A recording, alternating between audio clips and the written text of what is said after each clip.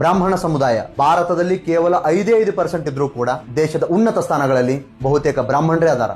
ಕಾರಣ, ತಾವು ಊಟ ಮಾಡುವಾಗ ಒಂದು ತುತ್ತು ಕಡಿಮೆ ಮಾಡಿದ್ರು ಪರವಾಗಿಲ್ಲ, ತಮ್ಮ ಮಕ್ಕಳಿಗೆ ಶಿಕ್ಷಣ ಕೊಡೋದ್ರಲ್ಲಿ ಯಾವತ್ತೂ ಕಡಿಮೆ ಮಾಡಂಗಿಲ್ಲ. ಇದರಿಂದಾಗಿ ಭಾರತದಲ್ಲಿ RBI ಗವರ್ನರ್ ಬ್ರಾಹ್ಮಣರು, ಫಾರಿನ್ ಮಿನಿಸ್ಟರ್ ಬ್ರಾಹ್ಮಣರು, ಇಸ್ರೋ ಚೇರ್ಮನ್ ಬ್ರಾಹ್ಮಣರು, ಸುಪ್ರೀಂ ಕೋರ್ಟ್ ನ ಚೀಫ್ ಜಸ್ಟಿಸ್ ಬ್ರಾಹ್ಮಣರು, ಫೈನಾನ್ಸ್ ಮಿನಿಸ್ಟರ್ ಕೂಡ ಬ್ರಾಹ್ಮಣರು. ಇಷ್ಟೇ ಅಲ್ಲ, ಗೂಗಲ್ ನ ಸಿಇಒ, ಮೈಕ್ರೋಸಾಫ್ಟ್ ನ ಸಿಇಒ, ಫೋನ್ ಪೇ ಮತ್ತು ಪೇಟಿಎಂ ನ ಫೌಂಡರ್, ಇನ್ಫೋಸಿಸ್ ಫೌಂಡರ್ ಇವರೆಲ್ಲರೂ ಕೂಡ ಬ್ರಾಹ್ಮಣರೇ. ಸಿನಿಮಾಗಳಲ್ಲಿ ಬ್ರಾಹ್ಮಣರಿಗೆ ಪುಳ್ ಜುಟ್ ಅನ್ನೋದು ಅವ್ರಿಗೆ ಶಕ್ತಿನೇ ಇರಂಗಿಲ್ಲ, ಎಲ್ರಿಗೂ ಹೆದರ್ತಾರ ಅಂತ ತೋರಿಸಿ ಆ ಸಮುದಾಯವನ್ನ ಅವಮಾನ ಮಾಡ್ತಾರೆ. ಆದ್ರೆ ಇಂಡಿಯನ್ ಆರ್ಮಿಯ ಚೀಫ್ ಕೂಡ ಬ್ರಾಹ್ಮಣರೇ, ಇಂಡಿಯನ್ ನೇವಿಯ ಚೀಫ್ ಕೂಡ ಬ್ರಾಹ್ಮಣರೇ, ಭಾರತೀಯ ಸೇನೆಯಲ್ಲಿ 22% ಸೈನಿಕರು ಬ್ರಾಹ್ಮಣರೇ ಅದಾರ.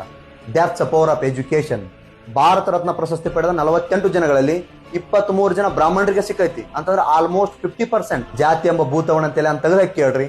ಭಾರತದ ಸ್ವತಂತ್ರ ಹೋರಾಟದಲ್ಲಿ ಈ ಸಮುದಾಯ ಕೊಟ್ಟಿರ್ತಕ್ಕಂಥ ಕೊಡುಗೆ ಅಪಾರವಾದದ್ದು. ಮಂಗಲ್ ಪಾಂಡೆ, ತ್ಯಾತ್ಯಾ ಟೋಪಿ, ಝಾನ್ಸಿ ರಾಣಿ ಲಕ್ಷ್ಮೀಬಾಯಿ, ಬಾಲ್ ಗಂಗಾಧರ್ ತಿಲಕ್, ವೀರ್ ಸಾವರ್ಕರ್, ಚಂದ್ರಶೇಖರ್ ಆಜಾದ್ರಂತಹ ಕ್ರಾಂತಿಕಾರಿಗಳನ್ನ ಈ ದೇಶಕ್ಕೆ ನೀಡಿರತಕ್ಕಂಥ ಸಮುದಾಯ.